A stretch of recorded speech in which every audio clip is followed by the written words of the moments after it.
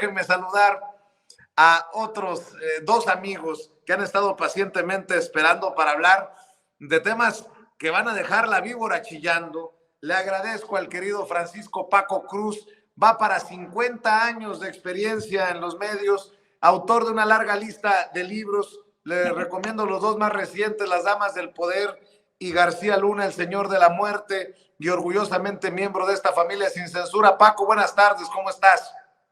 Vicente, ¿cómo te va? Buenas tardes, un poco acatarrado, un poco con tos, pero muy bien, y mira, aquí me imagino que, o sé que ya está Pepe por ahí, así que aquí estamos, Vicente, aquí estamos. Claro que sí, gracias, mi querido Paco. Déjame saludar a Pepe, a José Reveles, más de 50 años de trayectoria periodística, listo también para hablar sin censura de temas que son delicados, escabrosos. ¿Cómo estás, Pepe? Gracias por acompañarnos. Muy buenas tardes, con mucho gusto, Vicente y Paco. Los saluda a ambos y al auditorio. ¿Cómo ven este caso del Estado de México? Agricultores que le hacen frente al crimen organizado y que ahora temen venganza del narco, luego de que mataran a 11 de los sicarios y extorsionadores, aparentemente de la familia michoacana. La gobernadora del Estado de México, Delfina Gómez, estuvo en esa comunidad, rechaza la creación de autodefensas. Los pobladores de este lugar piden el apoyo. Están las Fuerzas Armadas presentes en esta comunidad del sur del Estado de México. ¿Cómo ven esta situación del hartazgo de muchas personas que dicen ya basta ante el crimen organizado, y aunque ellos tengan machetes y los narcos ametralladoras? Paco, escucho tus reflexiones, tus comentarios para iniciar. Mira, Vicente, hay varias aristas y es muy interesante ese problema, más allá de los muertos y de la gravedad del problema. Es interesante porque por primera vez hay una rebelión verdadera, y la rebelión tiene varias causas, no solo que están cansados, sino que saben que el gobierno los va a apoyar, que va a apoyar, y que ya deben terminarse este tipo de grupos. La cuestión es que son grupos que venían trabajando bien con la gente de Alfredo del Mazo Maza, con la gente de Erubiel Ávila Villegas antes, y con la gente de Enrique Peña Nieto. Sí, son grupos que se consolidaron más o menos en la época de 2000 a 2008, 2009, y todo el mundo los dejó trabajar. Tenemos una policía del Estado de México corrompida hasta la médula, así que va a haber estas cuestiones. El problema ahí es que partamos de los diagnósticos erróneos para solucionar el problema o para enfrentarlo. Yo decía que alguien está engañando a la maestra o nos está tratando de engañar a nosotros cuando le piden o cuando le dicen a la maestra que es necesario sellar la frontera del Estado de México y del Estado de México con Michoacán y Guerrero. Y yo digo, mira, no necesitamos sellarla porque desde más o menos 2000 ya tenemos a nuestras propias generaciones de narcos de la familia michoacana, después del cártel de Jalisco Nueva Generación. Tenemos metido células de lo que fue en su momento el cártel de Juárez, tenemos metidas células del cártel de Sinaloa, del cártel del Golfo, células propias. Entonces yo digo, si la maestra o quienes estén al lado de la maestra parten de la idea de que sellando las fronteras se va a solucionar el problema, digo, es un pronóstico o una proyección errónea. ¿Por qué? Porque tenemos células propias en el Estado de México que trabajan allí desde el gobierno. Mira, lo tengo bien estudiado, bien documentado, desde 1982, cuando Alfredo del Mazo González, que el papá de Alfredo del Mazo Maza, le abrió las puertas al cártel de Juárez. Abierto se los dejó, y los dejó asentarse en el norte del estado, en los municipios de Atlacomulco, El Oro,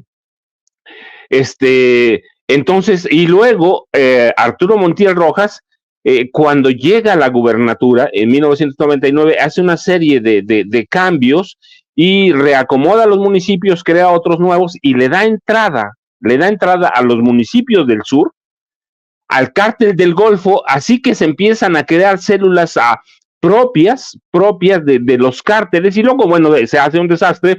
¿Por qué? Porque Enrique Peña Nieto, como gobernador, controlaba abiertamente el narcotráfico del Estado de México. Yo lo señalé en su momento, lo documenté, no lo señalé, lo documenté, que Enrique Peña Nieto controlaba a los narcotraficantes a través de uno de sus primos, Cuitlagua Cortis Lugo. Hoy ya está muerto, pero él era el jefe de todas las policías, y todas las policías del Estado de México trabajaban para el narco. Y mencionaba a otro nombre que es muy importante, el apellido en lo que fue el grupo Atlacomulco hasta hace muy poco, José Mansur Ocaña, medio hermano de un tipo que se llama José Mansur Quiroga, que fue secretario de gobierno y que ha tenido, que tuvo con el grupo Atlacomulco múltiples puestos, es decir, una familia poderosa. Y José Mansur Ocaña controlaba a otra parte de los narcotraficantes, así que tenemos células propias. Y yo digo, si parten de la idea de sellar la frontera, alguien está engañando a la maestra. Y lo que yo también decía, o lo sostengo, que por ejemplo, ahora que matan al payaso y no quieren presentar como un gran narcotraficante, yo digo, eso es partir de los diagnósticos cerrados, y entonces no van a poder con ello. Y eso también significa que el secretario de Seguridad no ha hecho su tarea, no ha hecho su trabajo, y nos están tratando de vender lo que tiene la Secretaría de la Defensa Nacional. Lo que insisto es que el secretario de Seguridad Pública debe meterse a los estados, debe meterse a las comunidades, para entender que la violencia es del Estado de México, propia, que no la estamos importando. Tenemos una violencia propia, y esa violencia solo se va a terminar si partimos de los diagnósticos correctos, y partimos de que desde el 82 tenemos narcotráfico, y en 2000 tenemos ya prácticamente a todos los cárteles de ese momento, y de 2008 la familia michoacana, después el cártel Jalisco Nueva Generación, y así fue de gobernador en gobernador. Así que hoy la maestra Delfina Gómez Álvarez tiene un reto enorme, pero, insisto, necesitan primero, mira, el secretario de Seguridad Pública hizo una depuración de algunos de sus funcionarios por unas filtraciones, pero las filtraciones por un caso de secuestro, las filtraciones salieron de su oficina, cuando él no estaba ni siquiera en Toluca. Entonces lo que necesitan hacer es una depuración de comandantes que están coludidos con el narcotráfico. Hay testimonios de policías a los que les piden los comandantes no trabajar o no meterse en algunas zonas en el sur como en el norte, o también hay, mira, evidencias de que, por ejemplo, el día que pasó lo de Texcaltitlán, al siguiente día, policías de la zona norte del estado fueron enviados al sur, que no conocen, que no están familiarizados. ¿A qué van? Y yo digo, van al matadero, pero están partiendo entonces de los diagnósticos errados. Por eso es importante que esos grupos que llegaron, no con la maestra Delfina, el narcotráfico en el Estado de México es viejísimo, es antiguo, pero necesitan los diagnósticos correctos, y necesitan ponerse a trabajar el secretario de gobierno, que es el responsable de la gobernabilidad interna, como el secretario de Seguridad Pública, Vicente. Así es. ¿Cómo ves tú la situación en Texcatitlán, mi querido Pepe Rebeles, y esta yo veo un rebelión? paralelismo de lo que ocurría en Michoacán hace más de 12 años, ¿no? Cuando la delincuencia organizada extorsionaba de una manera absurda, vamos a decirlo, porque no se puede llamar de otra manera, ¿no? Porque si te están pidiendo dinero por agua, por madera, por combustible, por tener cierto número de animales, de gallinas, por cierto tipo de comida que cobran un porcentaje como el huevo, como el azúcar, en fin, todo esto empezaba a verse, repito, hace casi 3 lustros en Michoacán, y me acuerdo que el doctor Mireles decía, bueno, ya nos cobran piso hasta por la banqueta que pisamos de afuera de nuestra casa, y cobraban también por los niños que iban a la escuela. Y ahora, y no solo eso, bueno, por supuesto se robaban muchachas, se las llevaban y abusaban de ellas, etcétera. Ahora estamos viendo una situación que ha avanzado a esos extremos, en Tezcaltitlán no es algo nuevo, es algo que en el sur del Estado de México, y Paco Cruz, que conoce muy bien, estará de acuerdo conmigo, que se ha descompuesto, pues primero en fracciones y luego todo el recorrido que podríamos hacer desde Lubianos, Izapan de la Sal, no sé, Coatepecaninas, toda esa zona que colinda con Michoacán y con Guerrero. Cuando ahora dice la maestra Delfina Gómez, y tiene razón, que no va a permitir las autodefensas, porque le están pidiendo chalecos antibalas, le están pidiendo armas. Si no, no vamos a hacer autodefensas. No importa si ella quiere o no quiere que las hagan. La reacción que tuvieron los pobladores de Texcaltitlán, de enfrentarse pues hasta con machetes contra gente armada, con armas de fuego, fue casi heroico, ¿no? Porque mataron a 11, murieron 3 de los pobladores, pero temen que ahora venga la venganza, y eso es lo más natural que va a pasar, porque esta gente no va a querer perder un territorio que ya tenía dominado, sojuzgado, explotado, extorsionado, alimentándole su hambre desmedida de dinero, que no proviene exactamente de las drogas, sino de las extorsiones. Entonces, por supuesto, quienes estaban detrás de este personaje, Rigoberto de la Sancha, alias el payaso, pues van a querer volver, van a querer retomar el asunto. En este momento no pueden, porque hay no menos de 600 soldados, Guardia Nacional, policías estatales, que no lo van a permitir. Pero, ¿qué va a pasar cuando se vayan? ¿Quién va a proteger a Tezcaltitlán? ¿Qué va a pasar? Esa es la gran pregunta. Y la familia michoacana, como también decía Paco, es solo uno de los últimos grupos que está dominando la zona. Ya antes lo hizo hace tiempo el cártel de Juárez, el del Golfo, ha estado el cártel Jalisco Nueva Generación. Se le olvidó mencionar a los Zetas, que también estuvieron en esa región. Entonces, estamos hablando de una sociedad dominada, sojuzgada, explotada, extorsionada, que no va a descansar si no hay una acción por parte de la autoridad. Y esto de que si va a haber autodefensas o no, va a depender de las circunstancias, porque la gente se arma sola, no espera que le den las armas el gobierno, sino que se arma sola y se defiende sola. Qué interesante esto, qué interesante. También hay que hablar de una ola, ¿no? En Guerrero, en donde no se calman las cosas. 18 secuestrados, tengo entendido, mi querido Paco, mi querido Pepe, en Guerrero. ¿Qué es lo que saben de esta situación? Un Guerrero que ya de por sí estaba que ardía, y luego se viene el paso del huracán y, bueno, pues los reacomodos de los que tanto hemos estado hablando, Paco. Pues mira, Vicente, es bien interesante porque, bueno, hay que recordar, es parte de Totolapan, es parte de la tierra caliente, en este caso del estado de Guerrero, es parte de los problemas que tienen ahora, lo mismo en el Estado de México, es parte de las cuotas del narcotráfico, es parte del trabajo que tienen que hacer a las autoridades. El secuestro en esa zona de San Miguel Totolapan y Heliodoro Castillo, que es un municipio fronterizo con Totolapan, tienen la presencia permanente de la familia michoacana y de otros grupos también, y el secuestro es parte de la extorsión, parte de las cuotas, parte del cobro de piso.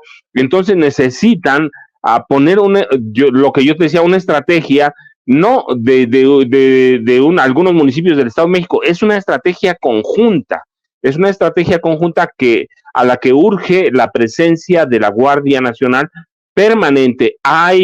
Hay capos bien identificados, los hermanos Olascoaga, el Fish, el Fresa, identificados desde 2006, más o menos. Yo publiqué un libro en 2009, Tierra Narca, y ahí estaban ya.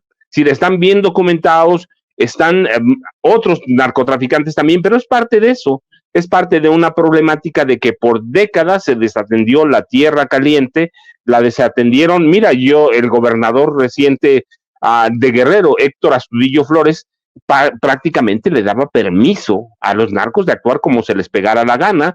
Evelyn Salgado recién acaba de llegar. Así que la seguridad regional del Estado de México, de Michoacán, de Guerrero, en esa zona de la tierra caliente, pues siempre fue un caldo de cultivo que los gobernadores priistas o perredistas de Guerrero, el Estado de México y Michoacán lo permitieron porque estaban coludidos y parte de una policía que siempre recibió beneficios del narco. Hoy con los cambios de gobierno hay otras condiciones, pero se van a soltar. Y mira, en la medida que caminemos hacia las elecciones, va a haber más todavía. Es decir, es parte también de un proyecto político y debemos entenderlo, sin que necesariamente quieran posiciones políticas los narcos, sino controlar a ciertas autoridades. Entonces sí urge que haya una estrategia para regionalizar a las policías del Estado de México, de Michoacán y de Guerrero, que se entienda que es un problema conjunto, que no es un problema de sellar la frontera del Estado de México, la de Guerrero o la de Michoacán. Es un problema conjunto porque los gobernadores lo dejaron crecer porque se beneficiaban de eso. Así lo entendían, así que este secuestro de 18 personas tiene que ver con todo eso, como está sucediendo. Es decir, no puede ser una casualidad lo del Estado de México con lo de San Miguel Totolapan, así que tienen que actuar en una estrategia conjunta en los tres estados, Vicente.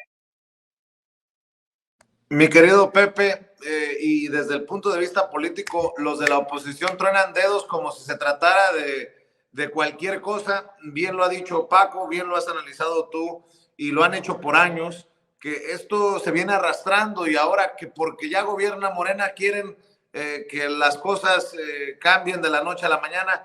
El tema de Guerrero es delicadísimo y bueno, ante esta situación, 18 secuestrados en la sierra, pues también Guerrero está en los temas sobre la mesa. Y viene de muy atrás el tema, exactamente. Yo me acuerdo que decían gente de la misma Tierra Caliente y de Chilapa, bueno, las autoridades están afuera del poblado, no podemos ni siquiera entrar, pero así lo dijeron, la fiesta, la violencia, los tiroteos están adentro. Es decir, hay una especie de resguardo de la zona que no toca más que el tema de la disuasión. No es posible que 18 personas de pronto sean secuestradas y no aparezcan y pasen días y días y no los rescaten. No haya una fuerza que los esté buscando, no hay noticia de que alguien los esté tratando de localizar y tratar de salvar. Entonces, creo que se ha llegado también a extremos de violencia en esta zona caliente que también cumple años ya de esta indiscriminada amenaza por parte de los cárteles y también en donde actúa igualmente la familia michoacana, no nada más la familia michoacana, sino otros grupos de Guerrero que descienden de los Beltrán Leiva, que son herederos de aquel imperio que estaba ligado al cártel de Sinaloa. Entonces, eso está presente y me parece que la única forma, como sugería Paco, es tener una especie de seguridad regional. O sea, no tiene por qué establecerse fronteras en donde las fronteras no las establece la geografía, las establece o las borran más bien todo tipo de delincuencia, porque son pasos de drogas, son lugares en donde la extorsión, los secuestros, las desapariciones de personas son lo más común y eso une a estos tres estados, Estado de México, Guerrero y Michoacán, en una sola problemática que yo creo que hay que combatir desde el punto de vista de los tres gobiernos y también del gobierno federal que ayude con lo que es pues la Guardia Nacional o la Policía Federal y el Ejército. No es una solución local, no puede solucionar local porque además a veces desplazan algunos grupos y se van de un pueblo y se van al siguiente, ¿no?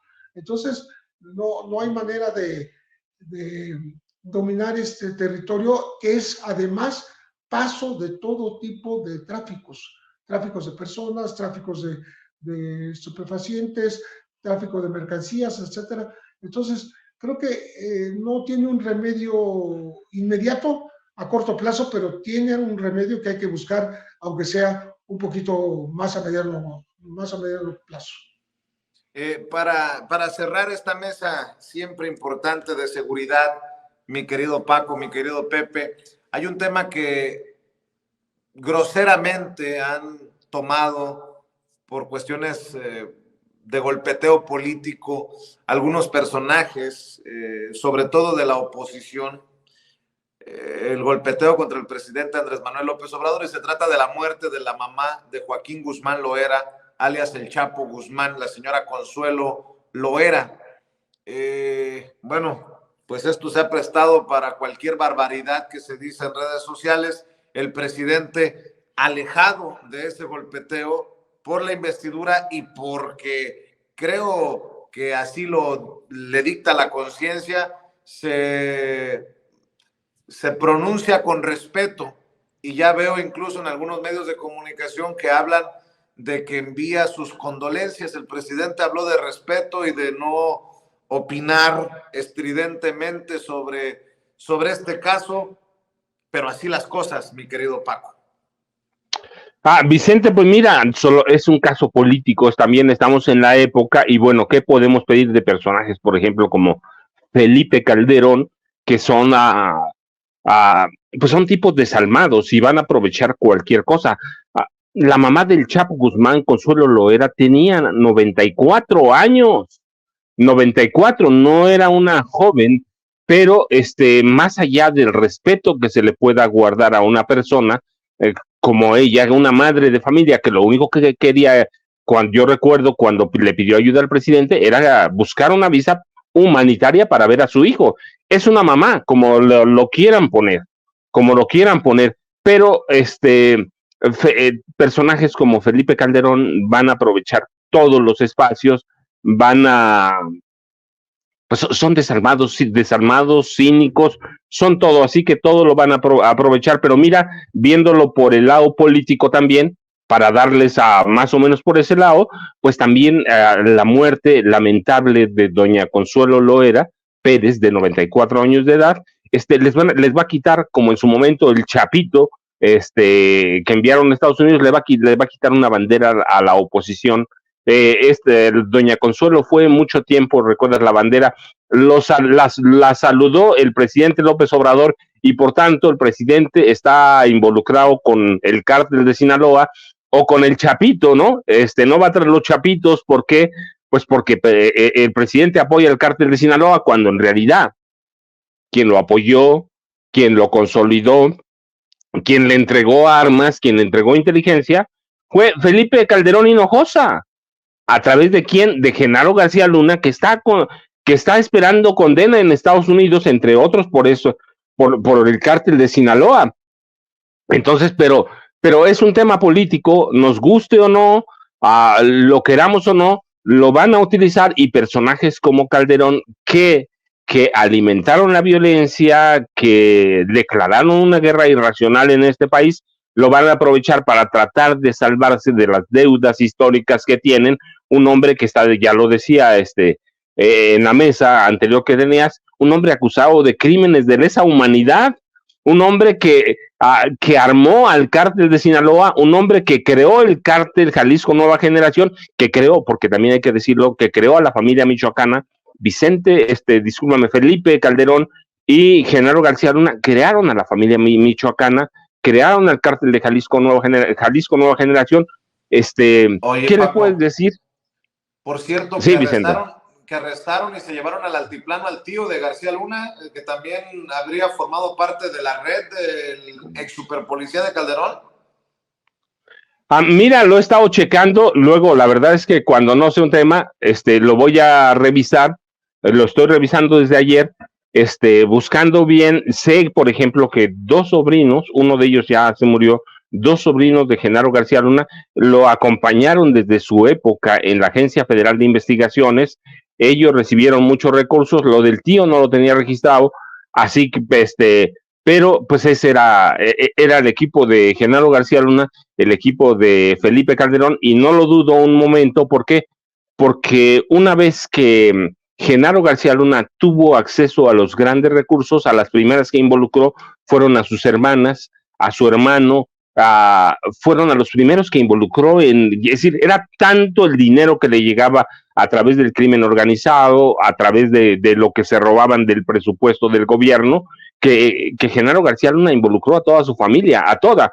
Mira, yo estaba platicando con unas personas en la semana y me decían, Esperancita, que siempre estaba ahí, hoy está huyendo, ahí anda 1 de Mayo, cerca a la 1 de Rubio, en la Ciudad de México, está huyendo, pero Genaro García Luna tenía tanto recursos fluyendo que involucró a toda su familia, así que no lo dudo, pero no lo tenía registrado, Vicente.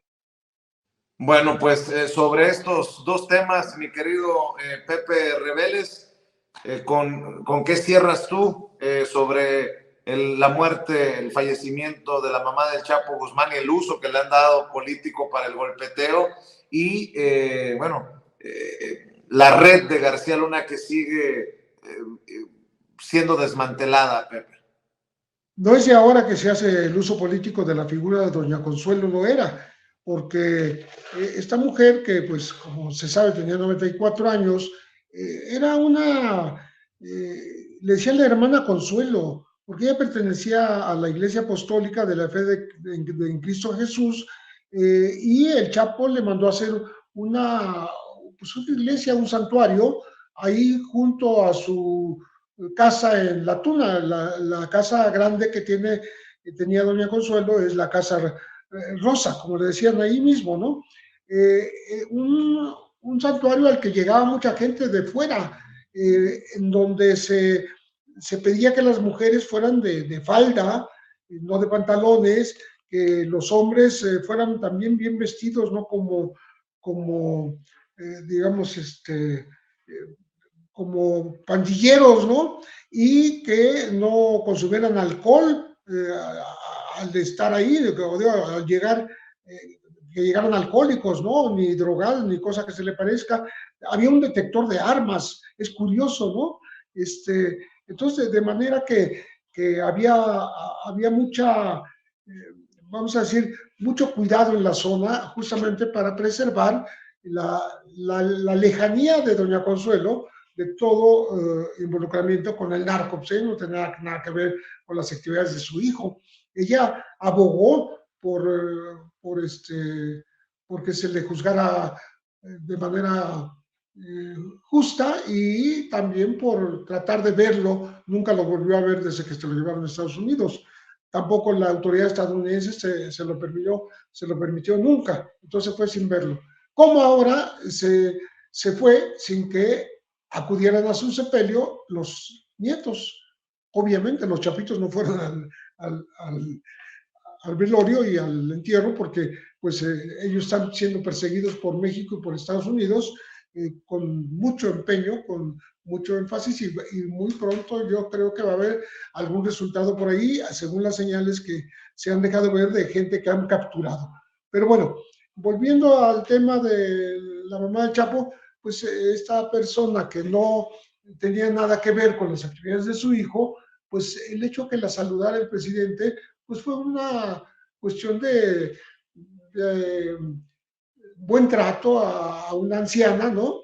Pero no se compara, como dirían los críticos, no se compara en absoluto con el hecho de que sí se reunía, por ejemplo, Felipe Calderón desde el 2007 y 2008 a través de Genaro García Luna y a través de Juan Camilo Murillo también, y a través del general Mario Arturo Acosta Chaparro, se reunía con los capos del narcotráfico. Ojo, ahí sí, con los traficantes, con los líderes del tráfico. Algún día llegaremos a saber qué abordaron, de qué trataron, si se repartieron las rutas, si hubo establecimiento de alguna cuota, si hubo territorios para unos y territorios para otros, pero lo cierto es que sí se reunió en muchas ocasiones, ¿no?